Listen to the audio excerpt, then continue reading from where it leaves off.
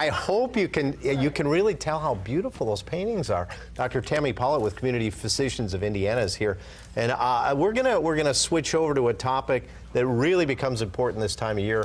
That's poison ivy. People get poison ivy and they don't even know they have it. How do you get poison ivy? Poison ivy is a severe allergic reaction that you can get from touching a plant that is an allergen, and it has an oil in it called urushiol. If you get that oil on your skin and you happen to be one of the unlucky few that has this reaction, then you're going to be pretty uncomfortable with the itching. Yeah, well, explain to people what the plant looks like, because you know, people look around and we don't know what it looks like. There it is. What is that? Well, the most common one, you do want to look because there are variations from coast to coast. But if you look at this photo or even on Google, the Indiana plant tends to have what I call a little thumb on one side.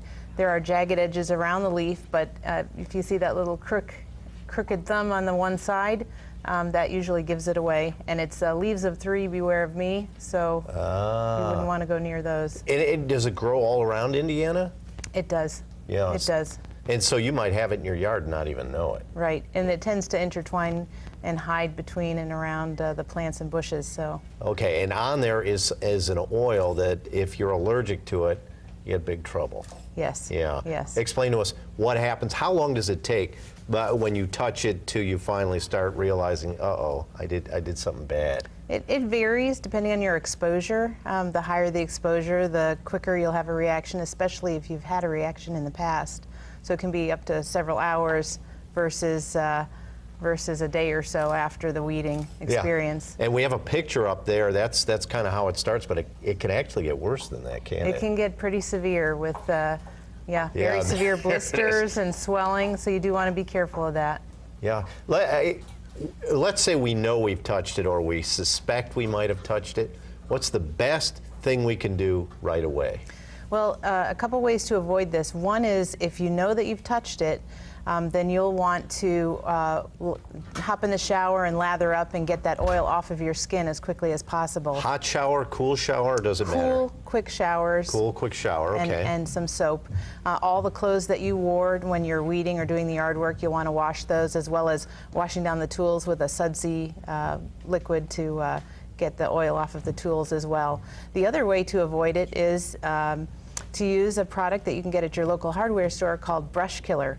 And you can mix that up in a pump and lightly spray the leaves. And usually within a week or two, the plant absorbs the poison and the leaves will start to shrivel. Oh. Now you do want to remember that this is an oil in the plant, so even though the plant is dry and dead, you'll still want to wear gloves and protection because the oil is still in the dry plant and you can still have a reaction.